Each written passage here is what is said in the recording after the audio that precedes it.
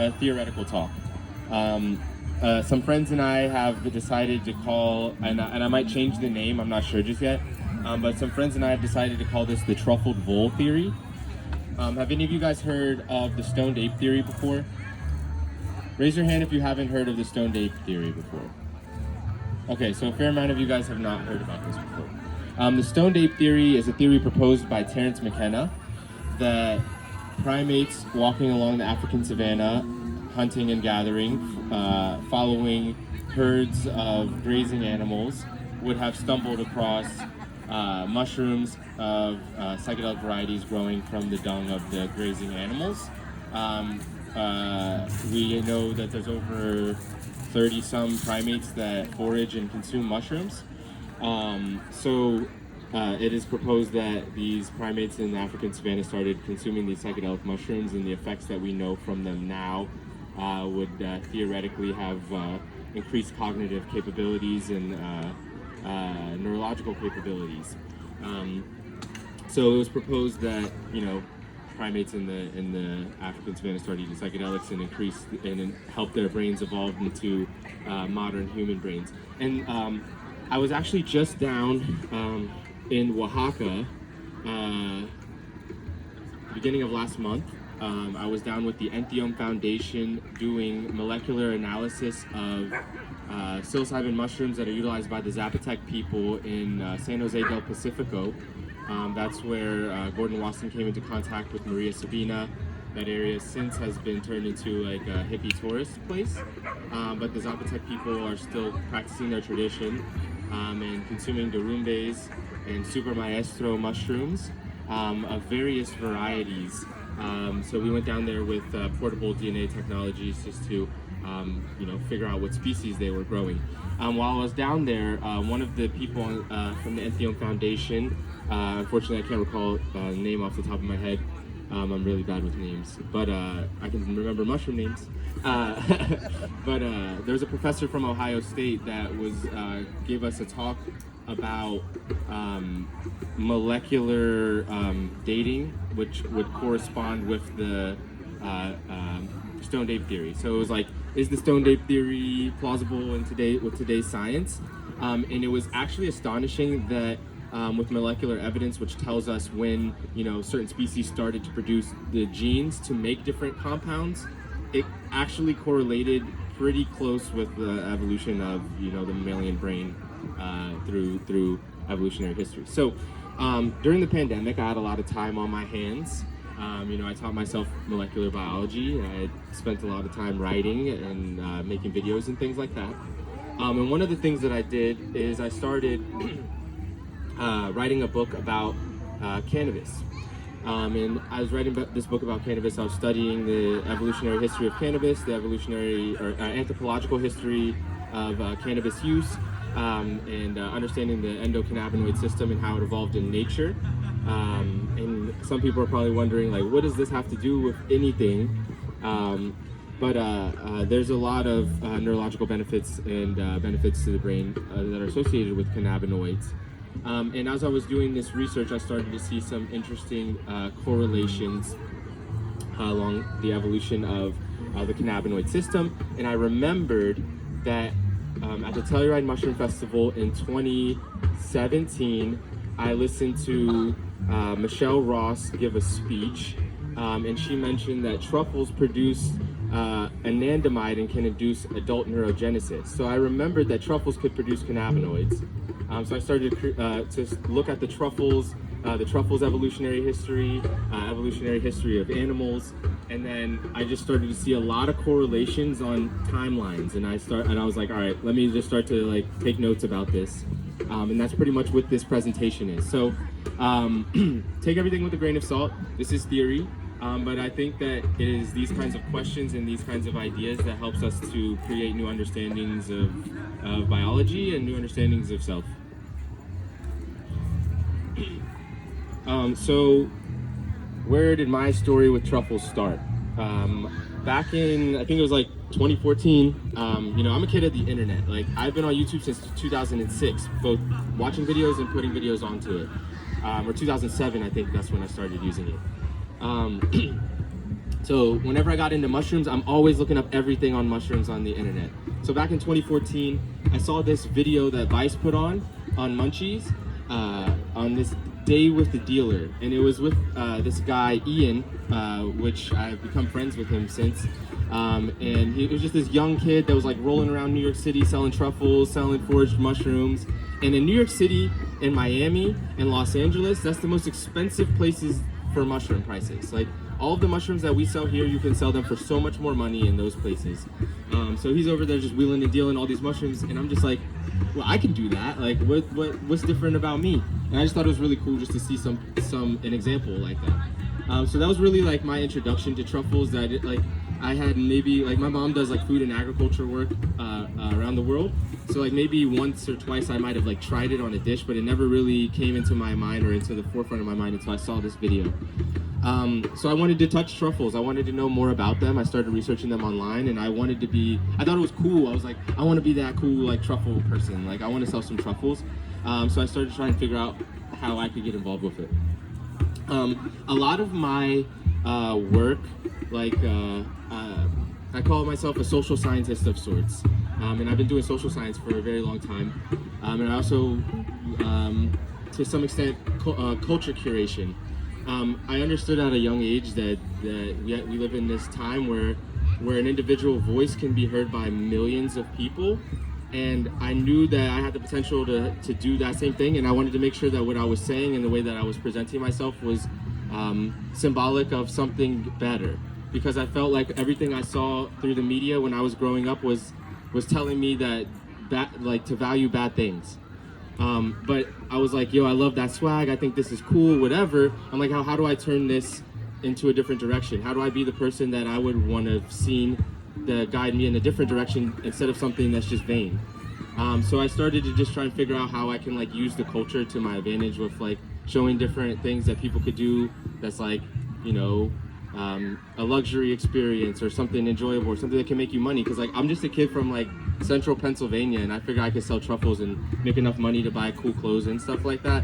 And like it might seem like something simple, but like it puts it like that's the language of like kids right now. Like I'll tell one short story before I get back to the story of the truffles. When I first got into this work in agriculture and mushrooms, I didn't care about what I was wearing. I would walk around with no shoes on and holes all in my pants or whatever. And like I taught for this group of troubled boys in in Harrisburg at this little elementary school. And I was teaching them about mushrooms. And there was this one kid at the back with his arms crossed the whole time. And at the end he said, "Why should I listen to you? You look like a bum."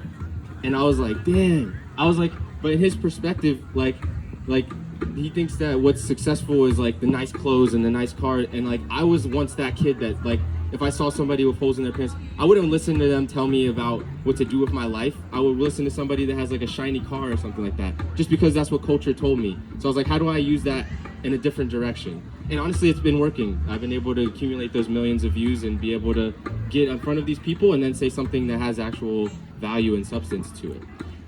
So truffles was one of the ways that I was able to alleviate myself of economic stresses.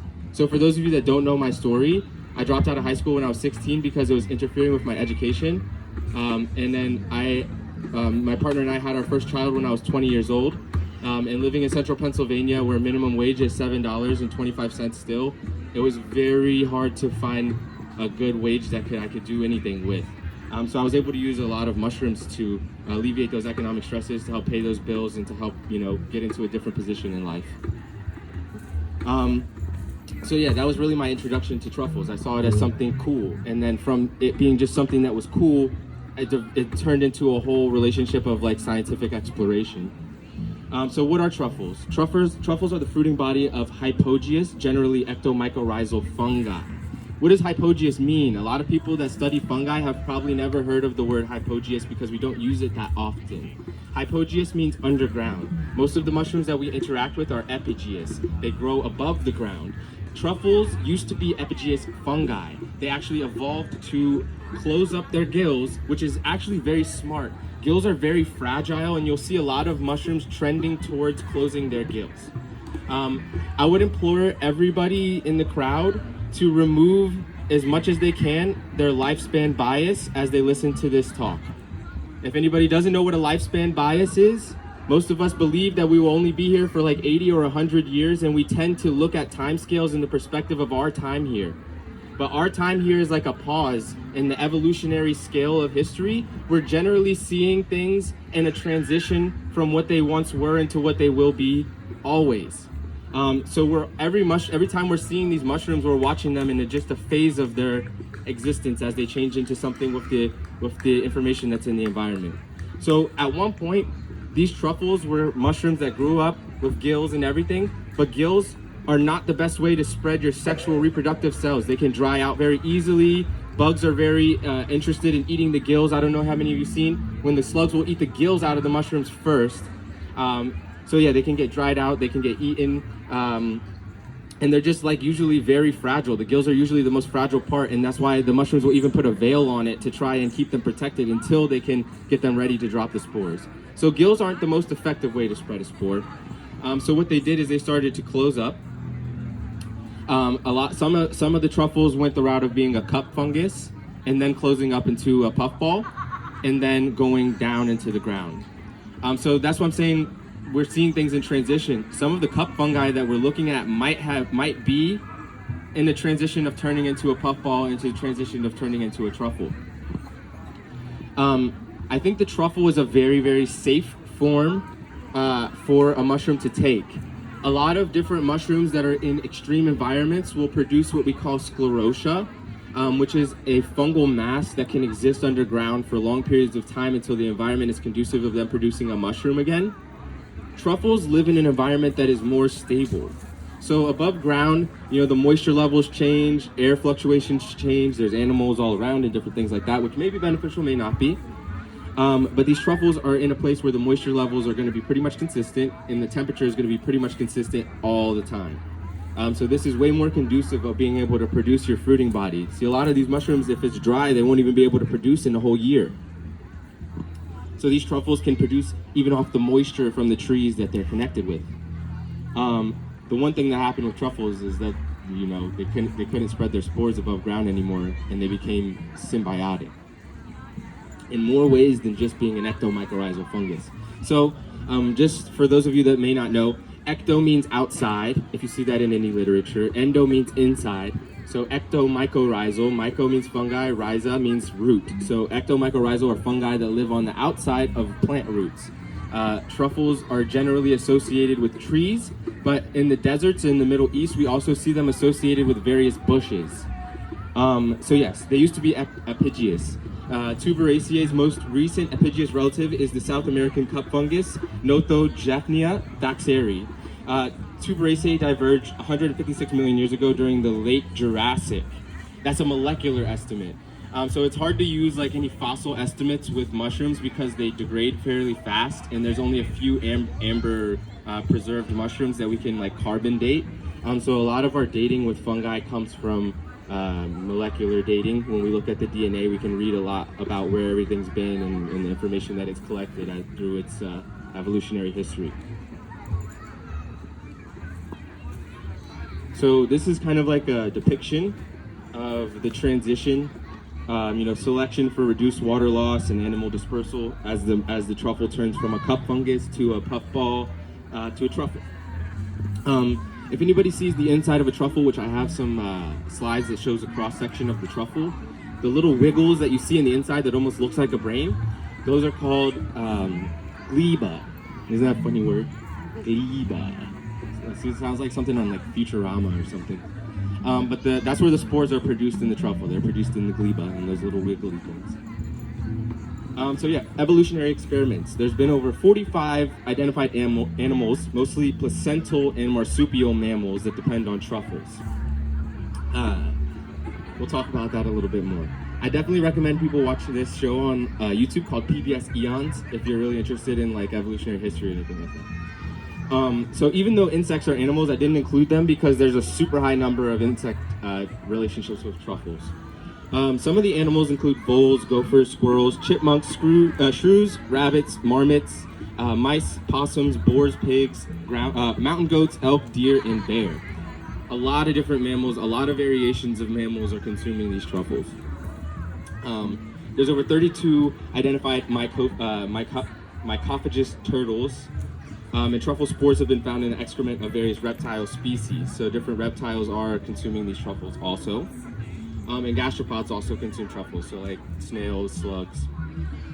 There are some truffles that will produce closer to the ground and are easily accessible to something like a slug or a snail. They don't have to dig it up. So some truffles will be very, very deep in the ground. And some truffles, even like the gourmet pecan truffle that we have here in North America, will grow very close to the top of the ground that you can see it with your eyes if you're just walking around.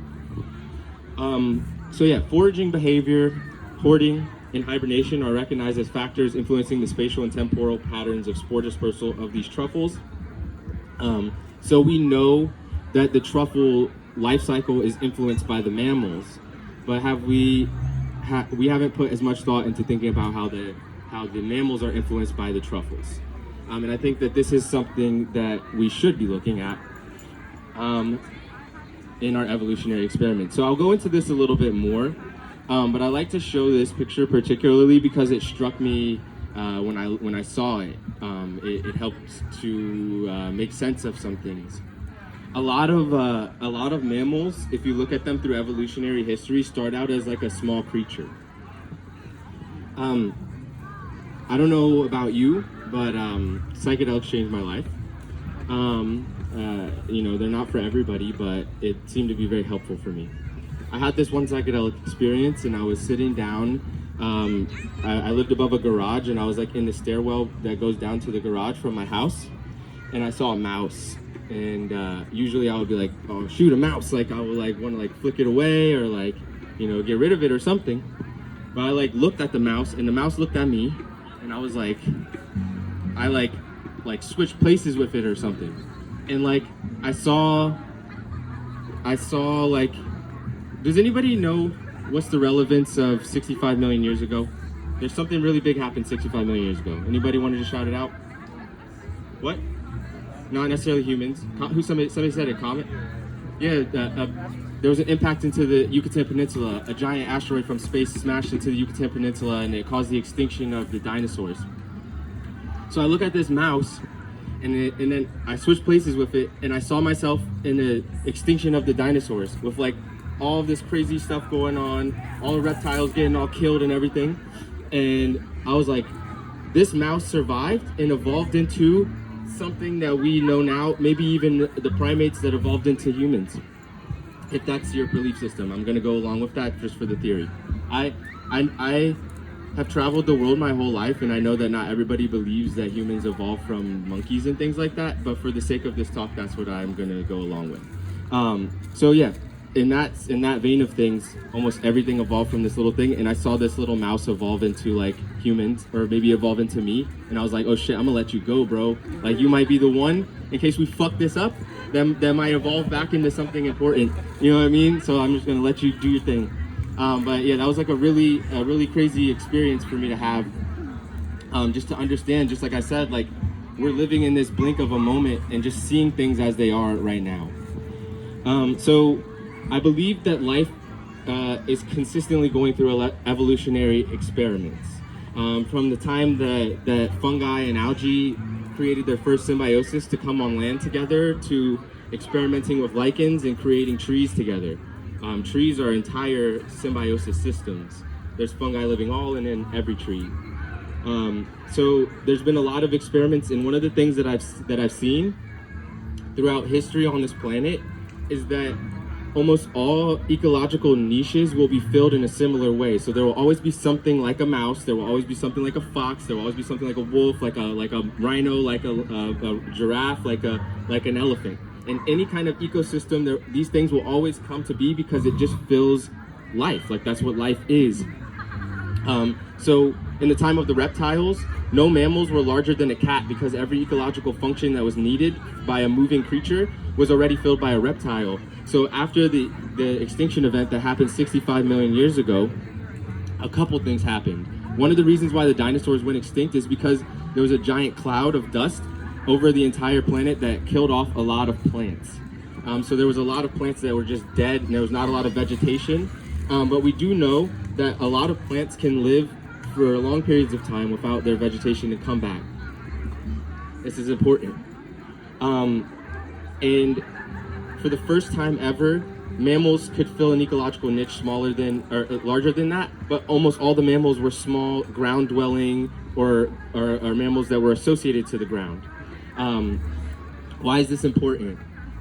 Because of the truffles. So we know that truffles started their evolutionary history in the Jurassic. So they were starting to evolve and starting to diverge and starting to diversify. And then they became one of the most important food sources for one of the only moving animals that was, or one of the only moving creatures that was left on the planet. I started to find this really interesting, and I'll go back before I get into this heady part. I started to find this really interesting when I started to think about behavior, hoarding, hibernation, mating, because if you take a pig to go find truffles, they take female pigs to go find truffles because truffles, the Italian truffle smells like male pig wiener or something. Like it like makes them like want to get mated with. Like when they find the truffles, they like will post themselves up like there's a male coming to breed with them, and they will also just like voraciously destroy these truffles. So the Italian people and the Spanish people and the Turkish people stop using pigs because the pigs will eat the truffles, and a lot of old people that did it are missing their fingers from trying to pull the truffles out the pig's mouth. That was the first time. I had people telling me my whole life, I grew up in the hood, I had people telling me that pigs eat humans, don't eat the pigs, da da da da da. I still eat pigs, whatever, but like, that's the first time in my life I ever really seen that the pigs eating the people. That was wild. They eat the fingers. But so anyways, they switched over to dogs. So people use dogs now to go hunt for these truffles, and they train the dogs, which I think is a very like intricate intellectual relationship. That's a very like intelligent thing to be doing. But that level of like breeding behavior interaction that happens from these animals once they have this interaction with the truffle was curious to me. And if you think about that on on the grander scales of things, I'll tell one more story. I had a hive. One spring I went to go open it, and it was filled with these mice. And they were the most beautiful mice. It's always the mice stories. It was the most beautiful mice I've ever seen. I've seen a lot of mice living in rural Pennsylvania. And their eyes were so shiny, and their hair was so shiny, and they were big. And they all just ran around so fast when I opened the thing. And they ate all the honey, and they ate all the larvae of the bees that were in there. That's why they were so healthy and so shiny. And there's so many of them because they were able to breathe and be so healthy. And I was like, dang, the next generation of these mice will still be benefiting from the fact that they ate so good this time. When we look at the Kanembu people in the area, the French colonized area of Chad in Africa, they were the first people that we know of that had an interaction with spirulina, and they developed advanced mathematics and sciences more than anybody else in that region around them. And I think that the level of nourishment that we're getting affects like more than just filling up your belly for the moment. And that's why I say get beyond the lifespan bias, because a lot of people just are living in the moment of the day-to-day and not think about the greater picture of all of the things that are happening. So if there's an extinction event, the only food is truffles, you find that truffle, you're eating, you're breeding, you're doing everything around having that nourishment, because when you know it's going to happen again, when can you find another truffle? So I think that the truffles started to create this like symbiotic relationship of producing like hormonal smells or pheromonal smells, which we still have. Like truffles are an aphrodisiac even to highly advanced nervous system mammals like ourselves. All right, so I mentioned about the cannabis and stuff earlier. What does that have to do with any of this? I took it back all the way to the beginning of, I'm gonna start talking a little bit fast and get through all the heady stuff because I just looked at the time and I know I need to get through some things. So I took the studies of the cannabinoids as back as far as biological history as I can. Jellyfish have nerves with synapses like ours. Their nerves use cannabinoids like ours, but they don't have CB1 and CB2 receptors. So by looking at what we have in common with them, we can see the oldest parts of our endocannabinoid system. This base layer is mostly intracellular cannabinoids were used within nerves to manage their problems with oxidation and inflammation. This is incredibly important. Oxidation and inflammation are like the things that literally makes you get old. Like it kills you. And like as much as we need to breathe air, like it's like if you have too much free radicals, that's mostly oxygen that's not in the place it's supposed to be in your body, it will make you shrivel up like an apple in the sun. That literally happens to us, but on a different scale because of how much vitality we have. It will take us years and years before we shrivel up and stuff. But it's the same concept. So there was a point in time where the nervous systems were not advanced. Like nerves were just starting to develop. Nerves did not have extensions and networks because if a network of nerves, one of them got inflamed, it could mess up the whole system if it didn't have any way of telling the ones down the line, like, I'm inflamed. So this is what the first function of a cannabinoid system was to regulate the regulate for inflammation and oxidative damage. It was to, like, if at the beginning of your chain of nerves gets inflamed, the cannabinoids can tell the whole chain of nerves to have a reaction to protect itself instead of them all being subjected to this. And what this did was allowed for the complexification of nervous systems. It allowed for the nervous systems to get way more complex. They could branch out because they could regulate themselves more. You can look into a lot of these studies if anybody's interested. You can come ask me and I can link you to these if you want to delve into them any further. But that is the distillation of what I found from researching our history of our cannabinoid systems. So I'll continue because I basically explained this. But CB1 and the neural net. CB1 evolved just before the first vertebrate and appears in all vertebrates that have been tested. CB1 is a very powerful receptor that can affect nerves and their health in many ways. More importantly, it changes the structure of the nervous system. So that's what I was saying. CB1 recognizes cannabinoids outside the cell, so when a cell produces cannabinoids, its neighbors can notice and respond. So that allowed for the complexification of nervous systems, which weren't as complex as we see now, more like jellyfishes and things like that. So the first vertebrates that start to evolve, they start to get these complex nervous systems because they're allowed for regulation from endogenous cannabinoids that are being produced. So at the same time, we're developing these complex endogenous cannabinoid systems. Truffles are evolving at the same time. So I mentioned, we learned about the evolutionary history of psilocybin, and I saw that there's things that correlate exactly with the times that humans started to evolve out of primates.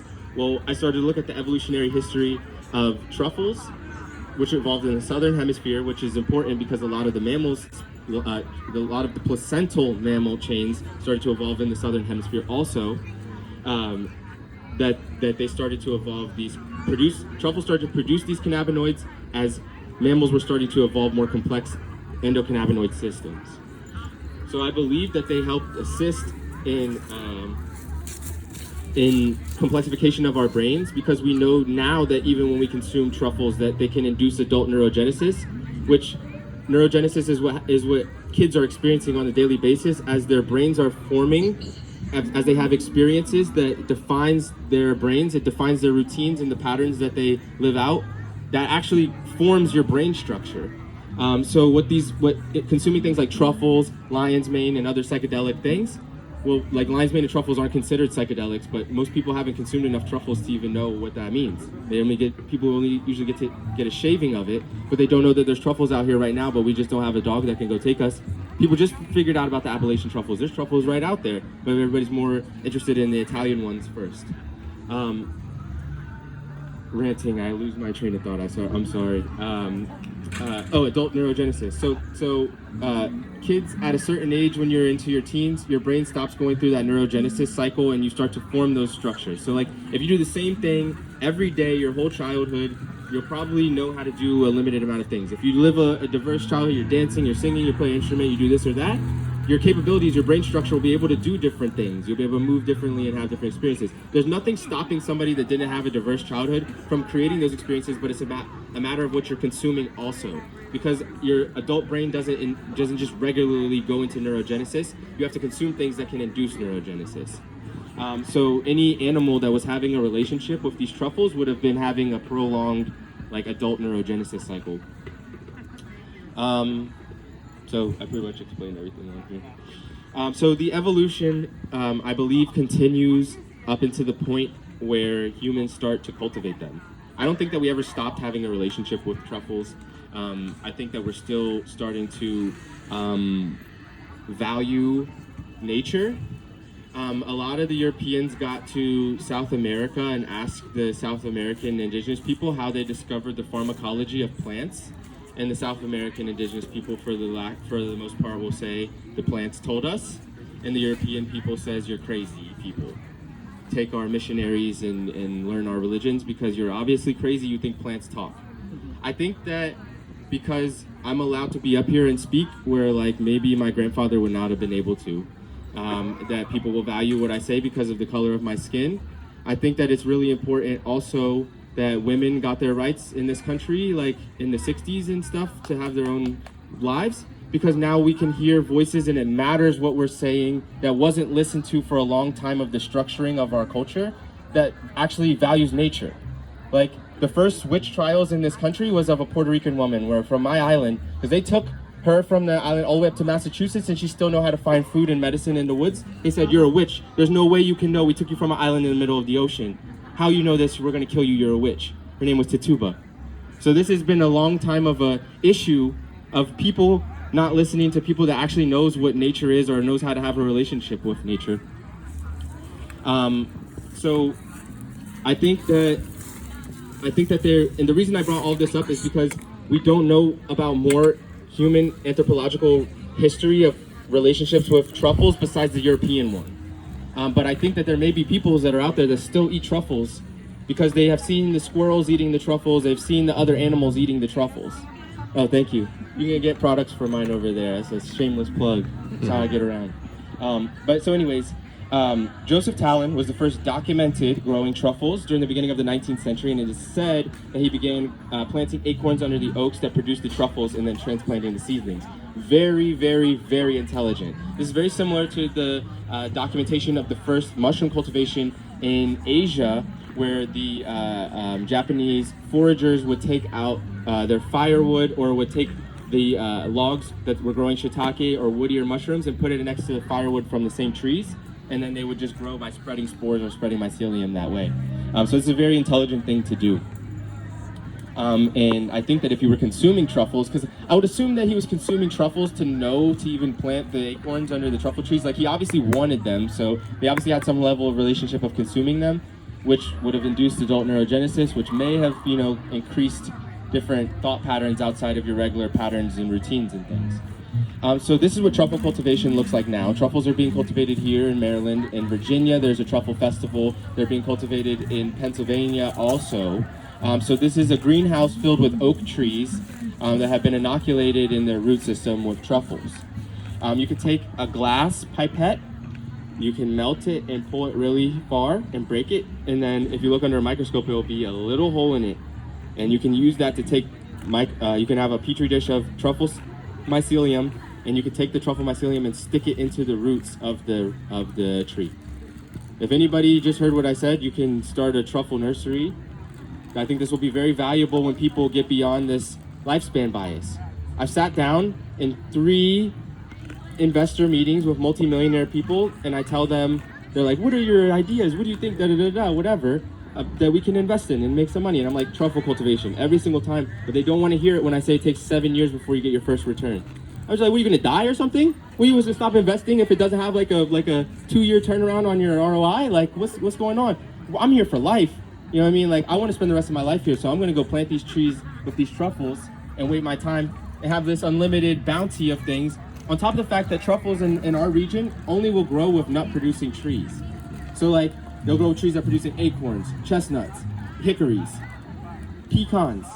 These are things that the truffles grow with in North America. On our side of things, on the West Coast, they grow with pines. So you get 2 levels of food with that.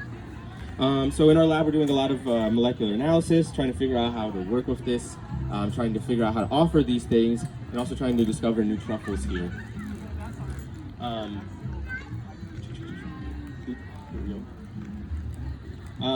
So a little bit on truffle consumption. So we'll get out of the heady realms, and if anybody does have questions, I'll make myself available. My booth is over there, the big pink table. You can come ask questions, because I know, and just like I said at the beginning of the talk, it's theoretical.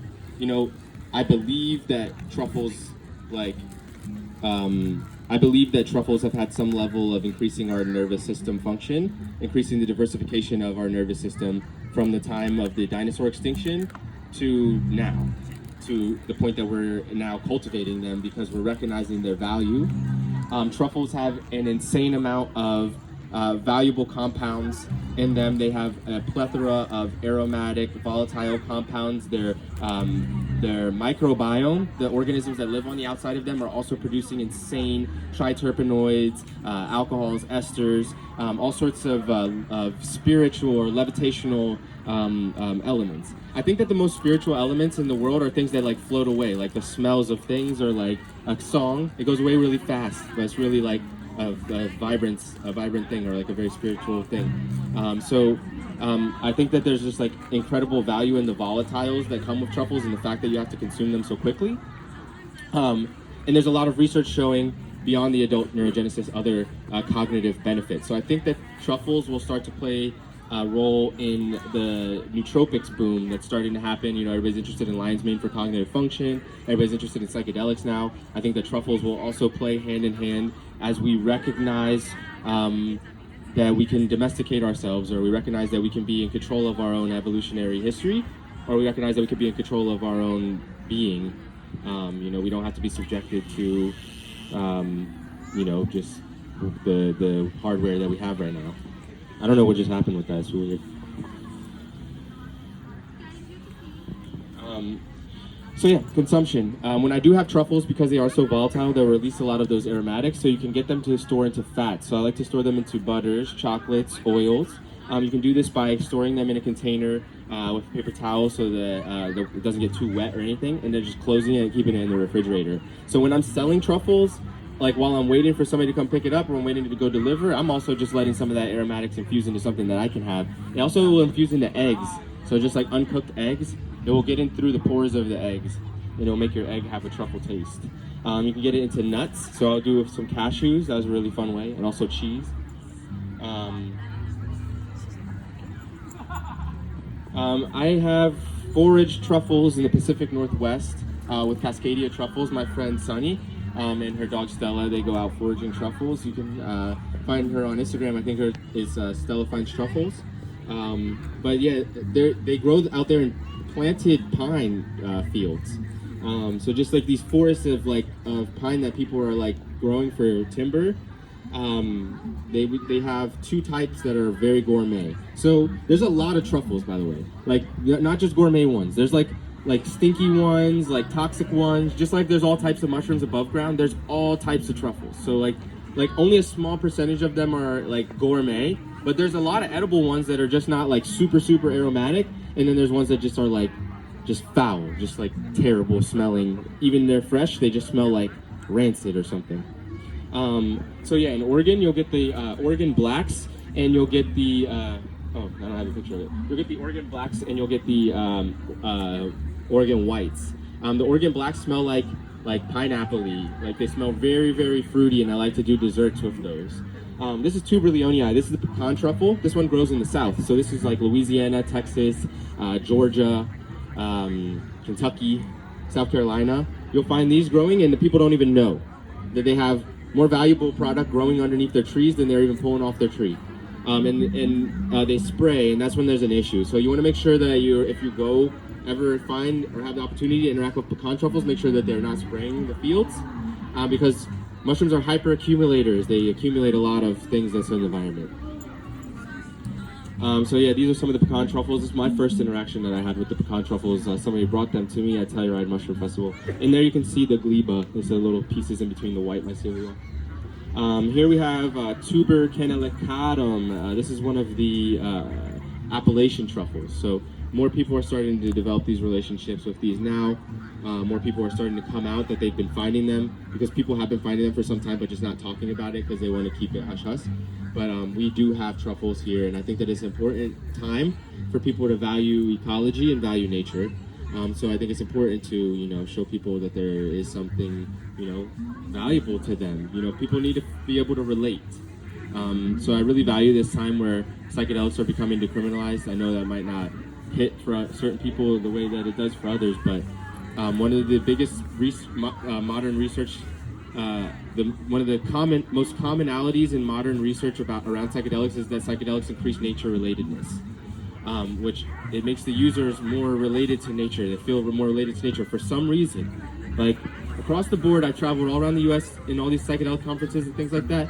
And the most common thing people say when they have a psychedelic experience is like, "I saw the trees breathing," or "the trees were alive." And I'm like, what, are they not alive before you took the psychedelics?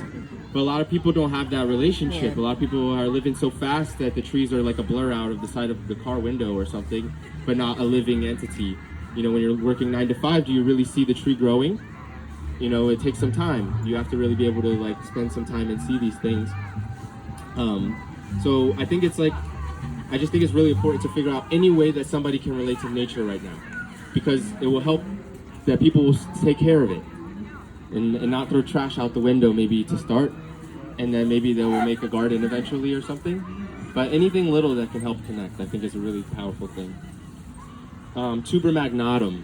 This is the most expensive truffle. These things will be like over $2,000 a pound. Single truffles will sometimes sell for like tens of thousands of dollars and be like shipped overnight to like some like oligarch's house or something like that for them to shave on their eggs in the morning. Crazy how the truffle culture goes. It's wild. Seriously, like they get auctioned, like they picked out of the ground. If you find a coconut sized one or like a nice tennis ball sized one, it goes straight to the auction house. Especially if it's high quality, no bug damage. It's going to like a royal person's house. So these are like, I'm telling you, it's good for your brain, and like the only people that can really even actually eat one like that is like. But like not anymore, because we know that they're out here and we know that we can also cultivate them ourselves. So we're going to get to the point where we have it in abundance, where we can start consuming them for the nootropic benefits. Tuber stevium. This is the one that I've mostly had a relationship. I don't know if I mentioned, I kind of mentioned that I started to make a fair amount of money for my business off truffles. Every winter from like 2017 until 2020, I was selling truffles. I was getting them in from New York. Or sometimes from Pennsylvania. Through Eastern Pennsylvania, I mean, I don't really feel the need to hide anything ever, because like that sucks and people suck that do that. There's literally been secret schools that was like secret societies that was keeping people from knowing how to build houses for so long. Like people figure out how to build a house and they make a secret society around that because they like know how to put bricks together and stuff like this. Like it's so wild the things that have happened throughout history, but now we're here and the internet happened. I don't think people realize the impact of this. It happened when I was like born. Like I was born in 1994 is when the first stores came onto the internet. The first people that really realized the power of the internet. Now they're some of the wealthiest people in the world.